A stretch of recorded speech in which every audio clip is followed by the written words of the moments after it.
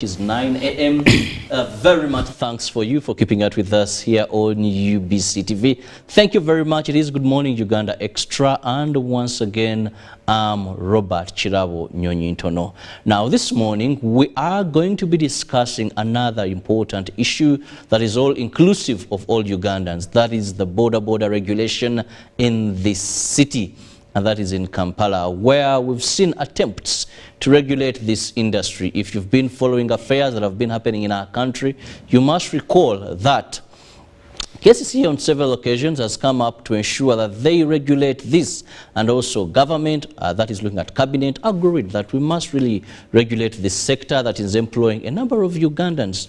And I want to tell you, over 40,000 countrywide are employed by this sector, regardless of education levels, because it is one of the areas where someone knows that as long as I get a motorcycle, I go on the road, I'll go home with something, however little it is. And there is even a common saying that a border man will tell the wife, you put on water to mingle posho, and he comes back with a kilo of posho in just a twinkle of an eye. So this morning I have the RCC in charge of Nakawa, in charge of Rubaga, sorry, I still have that memory of Nakawa, in charge of Rubaga, Anderson Burora, who has also been at the forefront actually of ensuring that there is sanity in this sector. And we want to understand more what is happening. The deadline was extended for another, I think, 2 weeks to ensure that all borders in Kampala register. But one thing that comes to our mind, why are we seeing these efforts always failing? They are started. One time we had demarcation of stages. KCCA moved demarcating. One time we had the 2010 when they said register, they said no, and here we are. Not even, one would say, maybe 50% of the border riders could have been registered. Anderson, you're most welcome to our studios. Thank you, sir, and good morning to the viewers and the mothers. You know, mothers don't watch TV, they listen to TV. Because they are doing They listen to TV like radio, because they are busy doing some other house chores. So welcome you all from the weekend. It's a new month, new things are coming up. The rains are here. At least we have had a consistent week of rains, and to us farmers, that means a lot. And to you who is there, I was telling you earlier on that whoever is avoiding farming is avoiding a livelihood, and actually is attracting to himself so many things. Yet farming is one of those things that could limit you some of the expenses. You see, in economics, one of the principles of maximizing profits is to minimize expenditure. So if you still think you can depend on your pocket and your salary to eat food, to pay school fees, to pay bills, to do this, to do that, my brother and sister, look elsewhere. Now, away from the farming, Anderson, let's understand this border registration. First, we had town clerks, RCCs. Then now we had KCCA registration, and now is at KCCA in the 5 divisions of Kampala. One, what is the aim of this registration? What are you seeking as government to curb, or to, rather than people hearing we want to regulate? Because this is why sometimes government programs don't see the light of the day. People have mixed feelings about the intentions. You see, the intentions of borders and motorcycles are like a mountain. Depending on where you're standing, that determines the height of the mountain, wherever you are, either at the top or in the middle or closer below to the mountain, the boundaries. So to a passenger, it is a different perspective. To a rider, it is a different perspective. To a security person, it's a different perspective. To the politician, it is a different perspective. To a tax collector, Actually, I was thinking that to better understand this, I was thinking of understanding a boda or a motorcycle, so that we can kill this space of illusions and myths around it, depending on how one understands it, forgetting that there are other aspects. As we speak now, let no one lie to you that we know who a boda is. Don't we? We don't. What do you mean? Because every motorcycle, we think it is a boda. And whoever has a motorcycle can just enter and start doing the business of a boda. The last time here I told you that there is a difference between a boda and a motorcycle. I was going to use a very common analogy, but it may be but not every motorcycle is a boda. Just that you see, not every car is a special hire or a taxi hire, but they are all cars. But we can differentiate between a taxi hire, a taxi, a special, and other businesses involved. So as we speak now, we don't know who or which motorcycle is in the business of bodas. So let no one tell you that we have those statistics. And that's why there was some slight change in the mode of an additional. Before we are registering motorcycles, bodas, you come with your motorcycle, you tell us whether you are into it as a business or it is for private. So now we are moving to say, now let us know everyone. Get all the motorcycles we have, for example in Kampala, we know which one belongs to UBC, which one belongs to journalists, which one belongs to a hotel. There is someone whose hotel they use motorcycles for delivery, for shopping, for what. We know which one belongs to a bank. We know which one belongs to Meme. We know which one belongs to National Water. We know which one belongs to what. Then we can also know who is using which motorcycle for boda. Why are we interested in bodas? Bodas are a public service, are a public business. They are doing public business, public transport. That they are transporting different people from one point to another, and in so doing, they have to have the required standards. We think that they can do it, that they are in a position to know that while I am driving a sheikh, he will pick up a pastor, he will pick up a student, he will pick up a lawyer, he will pick up a journalist, he will take me, you know me, I use bodas. He will pick up everyone, but he's dealing or directly affecting the lives of so many people. And in that, we have to be in a position to know that this person understands what the traffic law means. True. He understands what the road signs mean.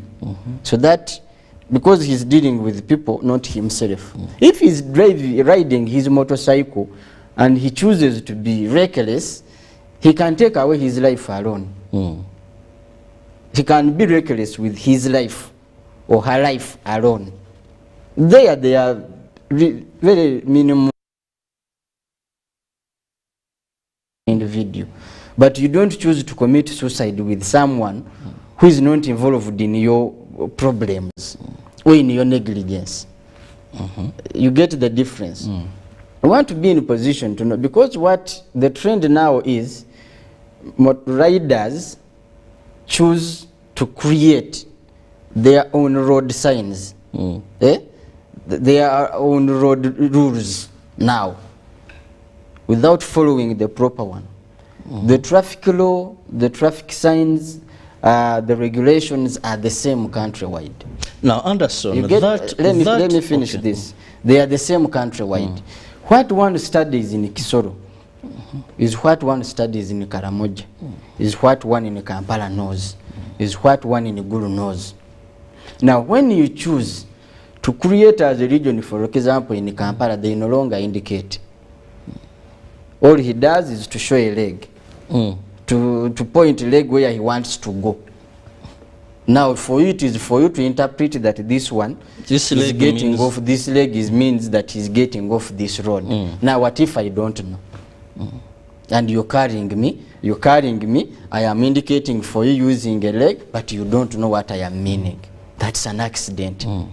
I have lost a life, or I have lost my body part, or even him, he has lost. Even you have now going into issues. Your car is either has multiple damages. You have to now go to time wasted. So to curb it all, we think we need to come up with it's a delayed part we should have played a long time ago. But yes, never later than never. Okay. As one would wonder, why must it be this very hectic borders come, this and that? Yet some believe when we go to taxis or we go to buses, these things are done through associations. Should we have a person come with a border, come with the documentation?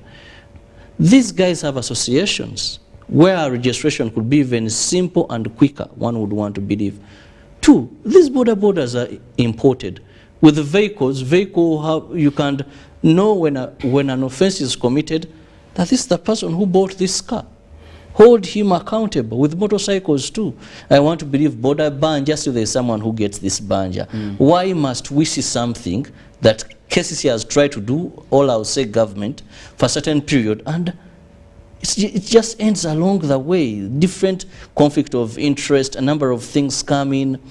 Yet one would believe, go in the database, ask, give us who are the owners, quantified, simple things, making them hard. Let me start with the issue of associations. You see, associations are for individual interests.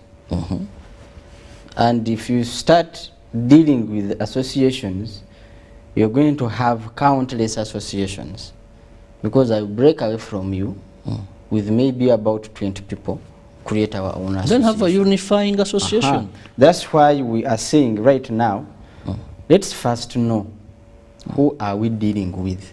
Okay. It's indeed hard to come and regulate or even monitor, supervise this as government. And we intend that in the future, because we have done several studies, how some countries have done it. We are studying several laws and regulations regarding that. But from the inception, we need to first of all know who are they. Secondly, after knowing who are they, registered and known, we can create what some call cooperatives.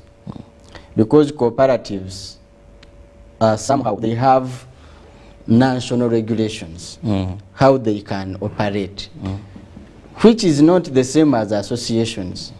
Association can choose which law to follow and to not, what to put in their constitution. They sit and agree, now this one is too hard for us, let us not put it in our association. They will sit and say, now this one, accountability, we don't want accountability. Let us not put it in the association. That's why we don't want to deal with associations. They can deal with their associations at their respective stages or divisions or villages. It is okay. But they associate and assimilate accordingly. But for a national issue, we are thinking that the cooperative is better than an association. Secondly, the issue of saying that we know who has what has also been taken by events. And that's why I said there are so many perspectives. There is border the politics. There is border the crime or the criminal. There is border the economy. There is border the public good, which is the public transport. Did I tell you border the politics or the political? Yeah, the politics, yes. All of those ones have different aspects. Border the economy now, you will have borders which are assembled. They come in the body parts. Because there is a gap. They come in the body parts, rather in the spare parts. Someone assembles. Because one, in the spare parts, the tax is low.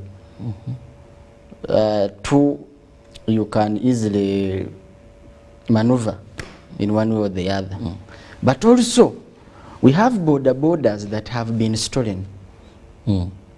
They either killed someone or they gave it to him and he was in Irila, now he ran to, he's in Rubaga.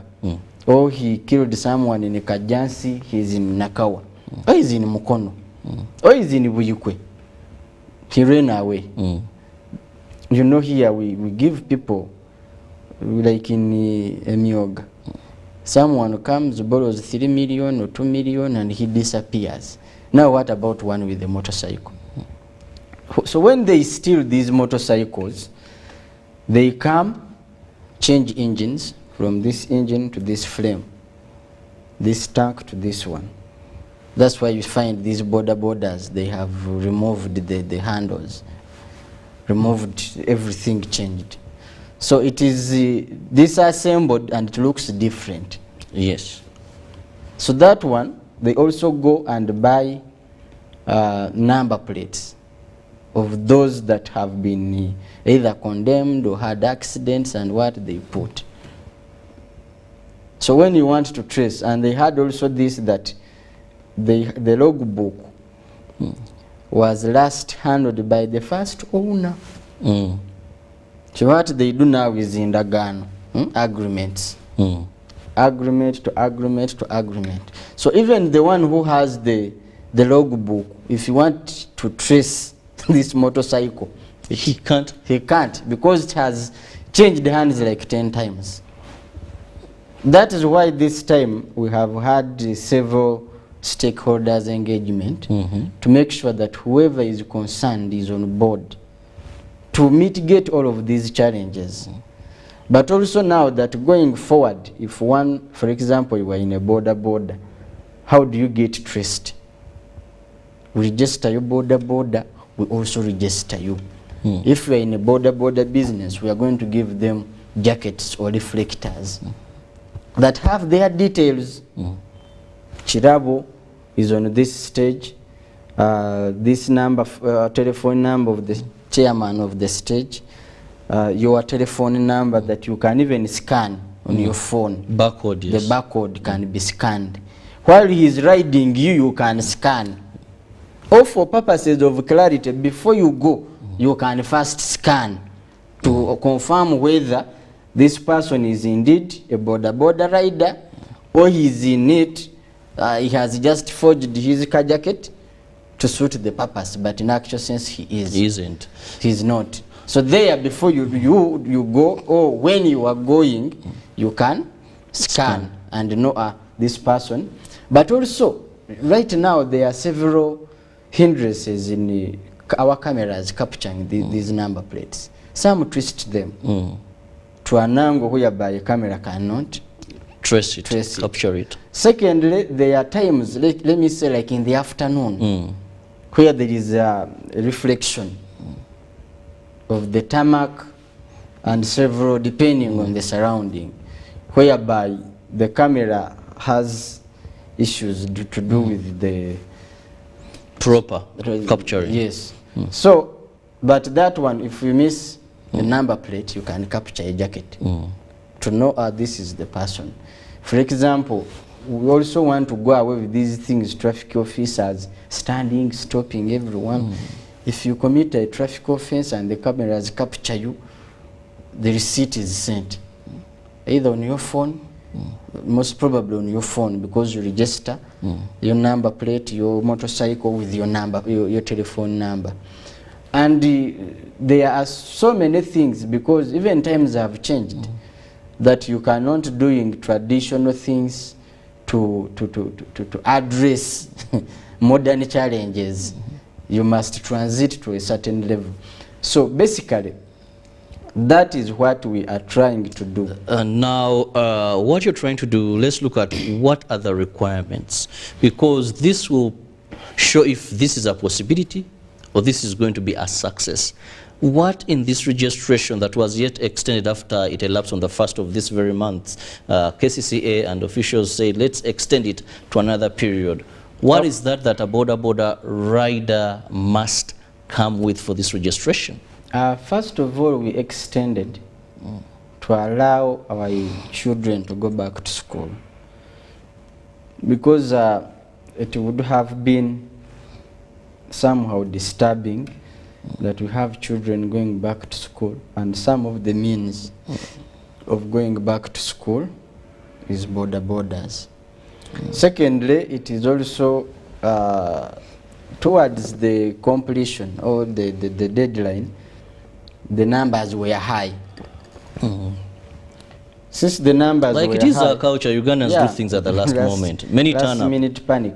Since the numbers were high, we also saw that there was a need for these ones who are coming in to register, but also our teams were saying we need to find to extend.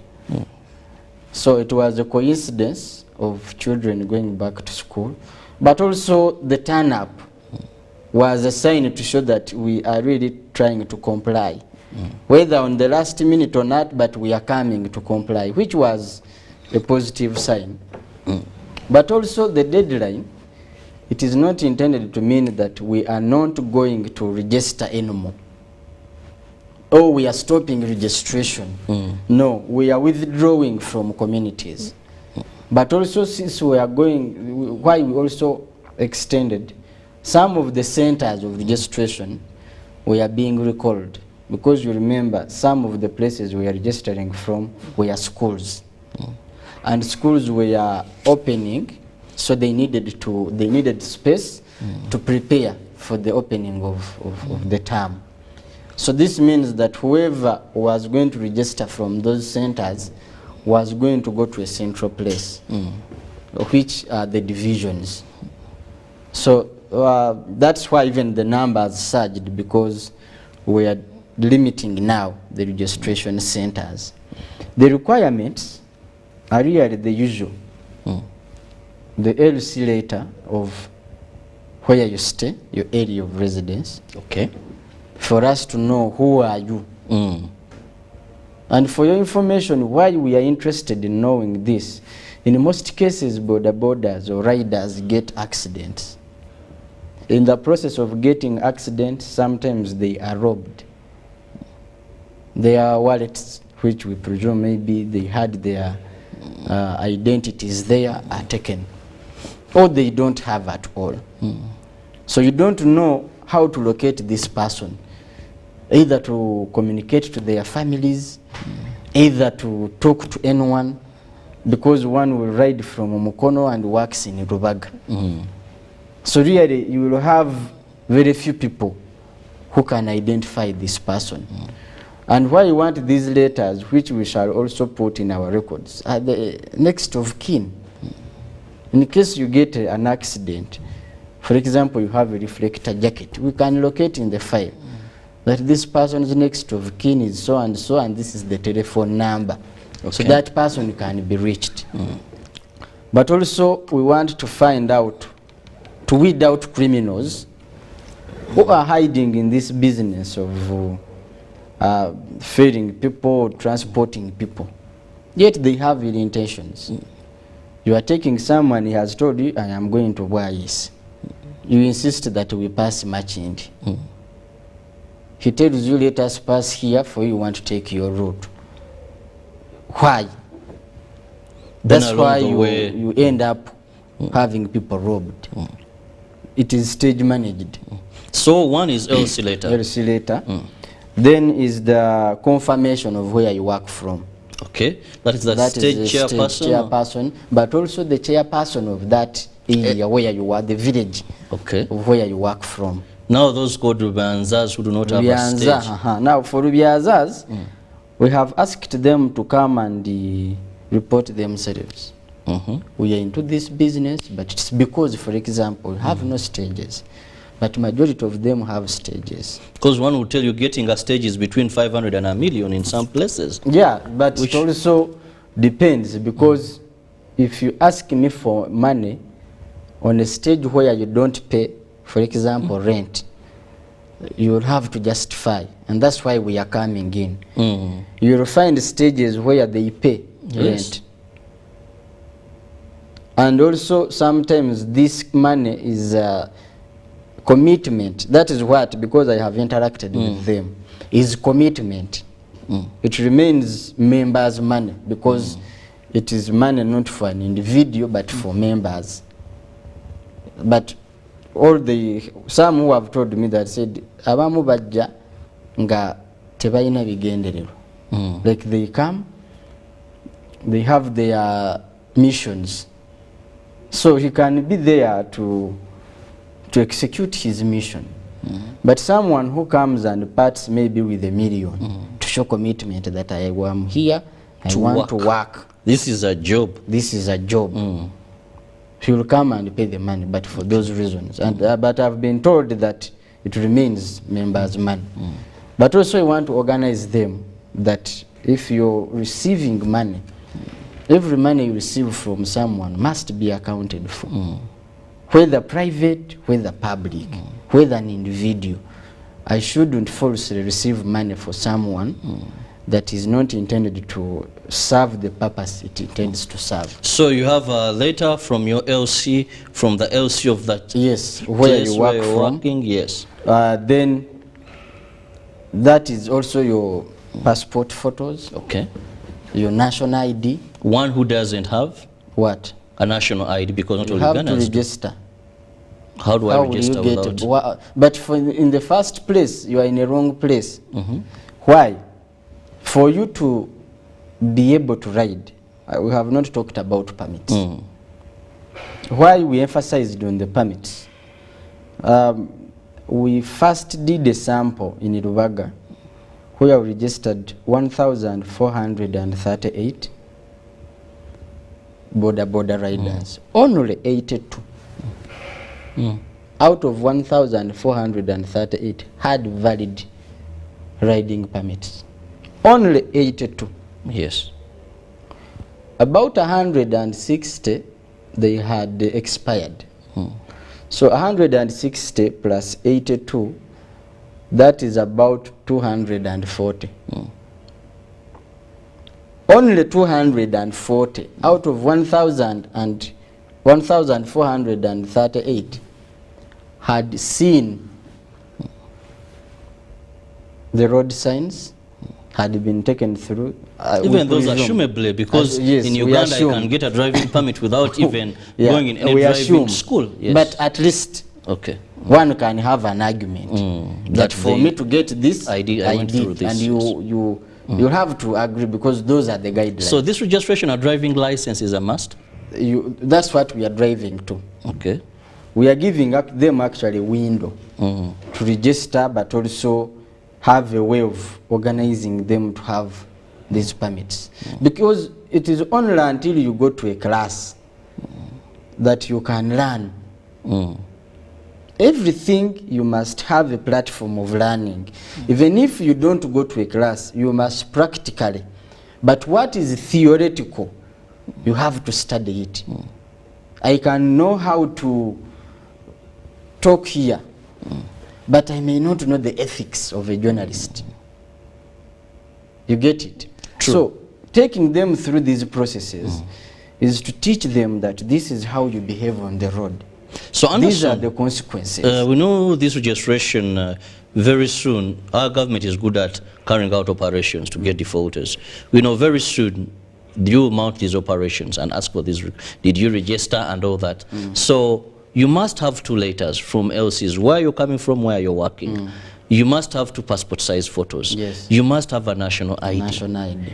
He who doesn't have a national ID. If you don't have you will be required to. What we have done is to provide quick access to NIRA. Okay, so that is you have an IN number. Yeah, so that at least you can get a NIN number. Because you won't be able to get a riding permit if you don't have a NIN number. So when these are done, then where does the motorcycle come in? Do I produce a logbook? What do I? Yes, if you come, those are the particulars of the rider. Yes. Now we also want the particulars, the details of the motorcycle. You have to have a logbook, a photocopy. For those who have loans, or those who have owners, they can either give you a photocopy. If you have a loan, they can give you an agreement to confirm. Because also what we want is to weed out all illegal motorcycles. What do you mean by illegal? They are illegal motorcycles. They are motorcycles that are in the wrong hands. Those ones that have been stolen. Those ones that have been used to murder people. Because we have also the records. They are those still you're there. Looking for. Yes. That motorcycles. Those that have been assembled. Because you are not allowed to assemble. And any assembling plant must be certified, and it is monitored by URA and other agencies. Because what you assemble, what we assume that you have, when you assemble, we assume that you have manufactured. It has to go through the proper requirements for it to be allowed on the road, or even to be sold. Because the particulars of a motorcycle are attached to the owner. To be accountable for them. So those who don't have those details of the rider, some are coming and they are lying, saying, these are the particulars, but we are running them through the systems. We are giving URA some of these particulars to quantify, is it true? We are giving security some of these to find out, do you have anyone wanted here? I am speaking this on TV, but it is also one of our covert missions. We are doing it differently. So we want to help the public. Because I ask people, I ask these borders, said, okay, you think we are harsh, we are worst. Do you think one can go buy a motorcycle at whatever cost to come and use it to snatch bags, to snatch phones? Can you? Said no. So those who are using those motorcycles to snatch bags, to snatch phones, do you think they bought them? Do you think they have any attachment to those motorcycles? It couldn't be. It couldn't. But so also let's look at the dynamics in this industry. One, that a person will be riding my border today, tomorrow will fall out. You come and you deregister it. So it's a continuous process. Yeah, it's a continuous process. Then also, Anderson, you come and say, I was riding this motorcycle, but it's no longer in my hands. Then the owner will attach another person. Every day, when I look at these that give these borders on loans and look at how many borders are bought, I was speaking to a colleague of mine and told me almost on daily basis, just here in Kampala, go to Ndeba, where these borders, many of them, go to various areas. Even you find that on a daily, at least we get, he told me, just in Kampala, we get about 70 new people joining this industry. Which industry? That are buying borders. Yeah, people are brand buying. new, that are buying, either are being given out, if you know, to this that give out border banja. One time I was parking at a certain post and I saw border banja. But if I saw how many people in just 6 or 5 hours came and took motorcycles, border banja, they're taking their pictures, they're giving them helmets. So what are you going to do with the continuous coming in, yet you want to regulate the sector? Now, the continuous coming, for one to ride in the future, they will have to make applications to KCC. You make an application, because also in as much as there are those coming in, there are those who are getting out. But you see, Anderson, that motorcycle, you and me are both bikers in our association. But one thing I've known, that motorcycle called the Boxer, that Bajaj Boxer 100cc, first, it's longevity. I don't know what. Kawangara. Second, every spare part It's available. is available. Almost everywhere. Almost everywhere. That a Boxer can work for 20 years and still be in good condition. Because even if you want an engine, you want any part, so by the time that thing wears out, it's a long period. Yeah, what we are saying, the user, the users, there are users who are getting out of the industry for several reasons. But also it is sad to say there are those who are getting accidents. Yeah, very true. There are those who buy motorcycles. Now if you go to villages, almost every home has a motorcycle. That's why transport has now been moderately eased, most especially in villages. At least in every about 3 homesteads there is a motorcycle, and it can serve a purpose of those areas. So people buying motorcycles, that's why in the beginning of the program I told you there is difference between motorcycles and Border borders. And I think regulation is one of the challenges we have, and actually it affects even revenue collection. If we enhanced on regulation, and it would improve so much. You see all of those motorcycles you see, apart from paying taxes, they don't pay road use taxes. They don't pay insurance. They don't pay operational costs. So government is actually losing so much. And it pains me that we go and borrow money that incur interests that has even increased our debt burden. Yet we have so many things to tax in this country that could have eased our national debt, that could have maximized our revenue collection, that could have paid borders in this. If you regulated this border, you know, we have about 300 billion. That you could get from that. Could get from permits. Then also, the other thing I want you to address, which is a fear that I couldn't let you go without that, is you're pushing people out of Kampala. You're pushing people out of business. There are reports that you're looking at about 7,000 motorcycles in Kampala. But even that, in the 5 divisions, you also have a border-free zone where will not allow any border. Motorists actually. All yeah, to motorable, they are non-motorable roads. Okay, leave around the non-motorable. But there is this that within from one paywall, that area where you feel critical, you don't want borders to come in, either shall have buses, special hires. So there is that worry that you see, if you want 7,000, you have about maybe 40,000 borders in Kampala alone. So how are you going to handle this situation?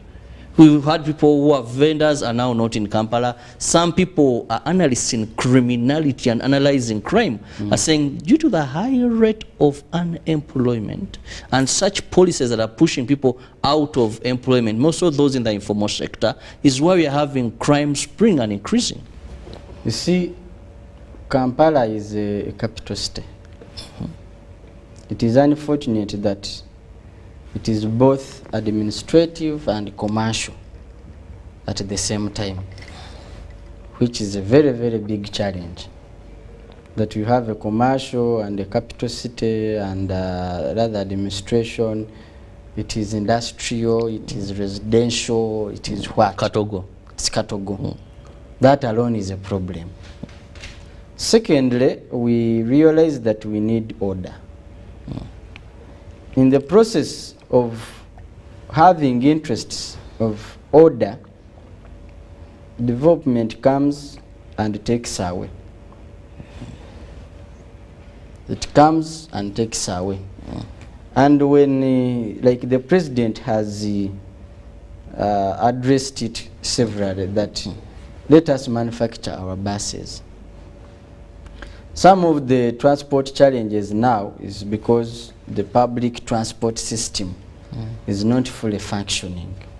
So some areas are being bridged by either motorcycles or Uber or different, you riding your own because you can't get on a bus, on a public bus.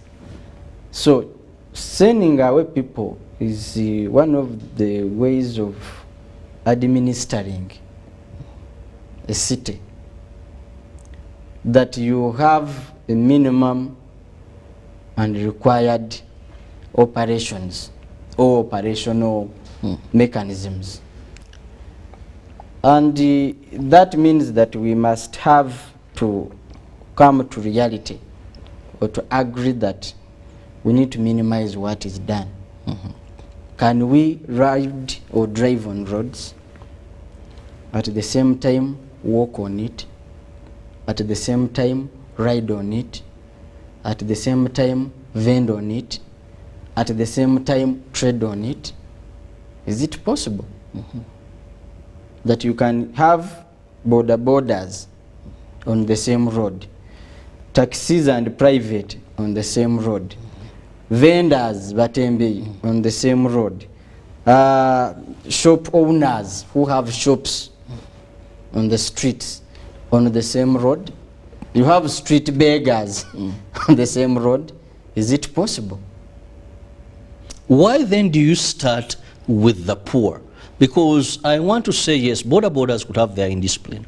But as we look at issues that cause jam, congestion, we have tycoons constructing everywhere. We have some telecommunications setting up things everywhere.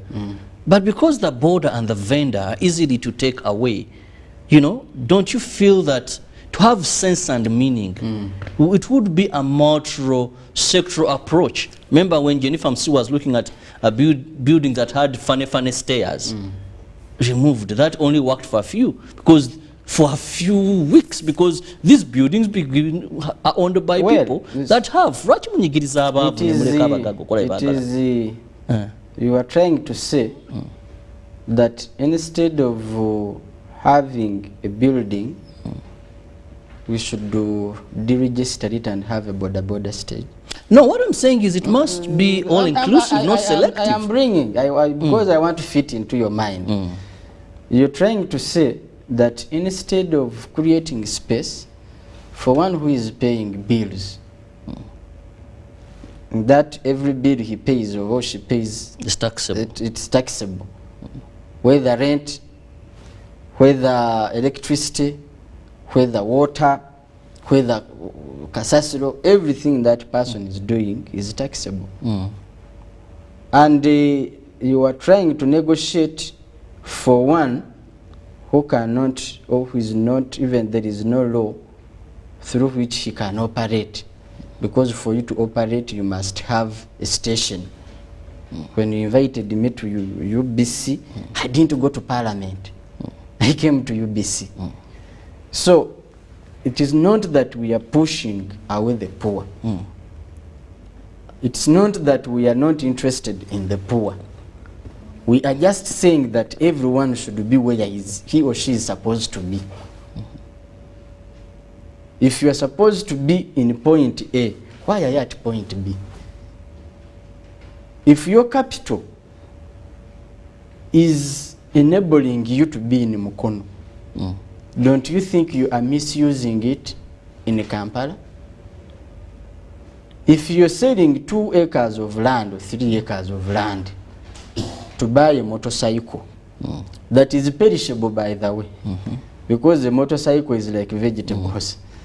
It depends on how long you can keep them, depending on the stand. There is a technical word. So instead of selling your 2 acres to come in Kampala and ride a motorcycle, stay there and cultivate. Can't you use this land instead? Secondly, are we going to allow the entire population to go into border riding? We must also at some point have a conversation with ourselves. Well, Anderson, time is not so much on my side, but I hope we shall meet again and have this discussion, more so when it comes to displacement of people as government policy to either decongest and, of course, organize. But in just 1 minute, let me have your concluding remark. Well, my concluding remark is to invite everyone, every Ugandan. There are those who have specialized in condemning. So you see Burora as a curse, whoever speaks this, you don't give. At one time I was given a list of people who were eating money by from border. Imagine. And you are number 3 on that list. Imagine. Instead of condemning and speaking this and that, let's offer alternatives. Okay. Secondly, to any border rider, don't listen to voices that will have an effect on you, a negative effect on you tomorrow, and this voice is silent or can't do anything when you're in a fix. So we ask if we wanted to chase people, as it is said, we would have no reason to publicly announce, go and register. Go and register. If I have a reason, do you think this government can fail to have maybe 10,000 motorcycles identified and registered, even if it is in a single day across Kampala? We would. We'd just say, if you have not been identified or registered, get out. But we are giving an opportunity to everyone. Go. We are begging you to go and register. That in itself is a sign to show that we are not after chasing anyone, or we are not after favoring anyone. We are after regulating and accommodating and having everyone involved without even requesting for whether you support government or not, whether you have a relative in a government or not, whether you do what or not. We are saying, if you are into this business, come and do what is right. Well, so that is a sign to show that we are not after chasing a specific group or a specific number, but we are after organizing, but also doing our job as a government to make sure that this country runs as any other normal country, that everyone enjoys the rights and the privileges as it is enshrined within the law. I want to thank you so much, Anderson Burora, who is the resident city commissioner in charge of Rubaga division, for your time. And borders not be woodwinked. Go and do what the law requires for you to avoid regrets. Have a lovely day. See you tomorrow, same time. God willing, keep it on UBC TV. More of our interesting programs are coming your way. See you.